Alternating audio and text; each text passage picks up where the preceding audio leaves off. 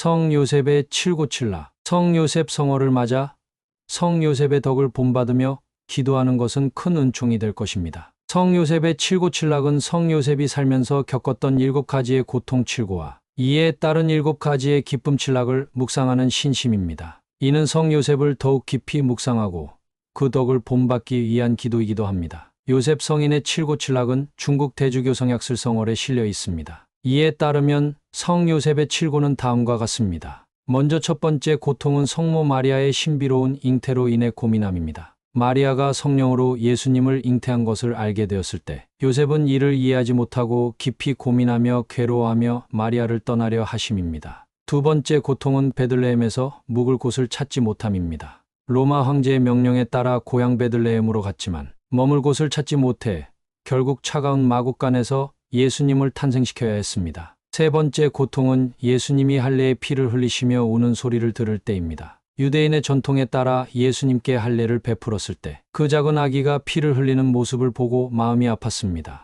네 번째 고통은 시메온이 예수님의 순환을 예언할 때입니다. 예수님을 성전에 봉헌하러 갔을 때 시메온이 이 아기는 많은 사람의 표적이 되어 반대를 받을 것이며 인류를 구원할 구세주라는 예언을 들으실 때 마리아의 마음은 칼에 찔리듯 아팠을 것입니다. 다섯 번째 고통은 예수님을 데리고 이집트로 피신함입니다. 헤로데 왕이 아기 예수님을 해치려 한다는 소식을 듣고 요셉은 가족을 데리고 급히 이집트로 피신해야 했습니다. 험난한 여행과 낯선 땅에서의 생활이 힘들었습니다. 여섯 번째 고통은 이집트에서 유다 땅으로 돌아오실 때 새 왕이 예수님을 해칠까 하는 염려 때문입니다. 일곱 번째 고통은 성모 마리아와 함께 예루살렘 성전을 참배하고 돌아오는 길에 소년 예수님을 잃어버리고 사흘 동안 찾아 헤맬 때입니다. 12살 된 예수님이 돌아오는 길에 사라지자 요셉과 마리아는 사흘 동안 애타게 찾으며 큰 불안을 느꼈습니다. 성 요셉의 칠락은 첫 번째 기쁨은 하느님의 아들이 우리 모두를 위해 마리아를 통하여 탄생하신다는 천사의 계시를 받을 때입니다. 천사가 꿈에 나타나 마리아가 성령으로 잉태한 것임을 알려주자 요셉은 기쁨과 감사로 마리아를 아내로 받아들였습니다. 두 번째 기쁨은 마국간에서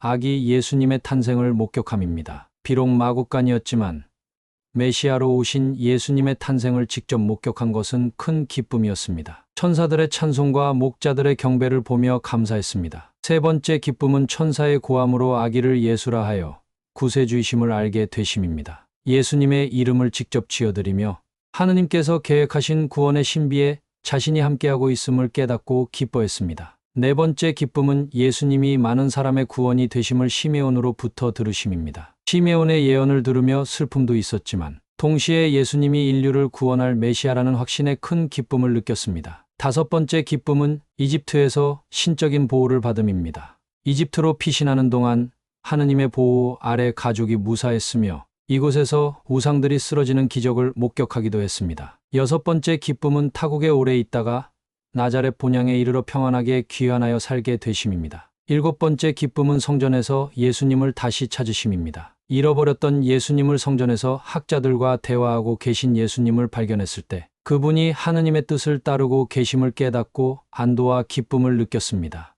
이러한 칠고칠락을 묵상하면 성 요셉이 얼마나 큰 신뢰와 사랑으로 하느님의 뜻을 따랐는지 알 수 있습니다.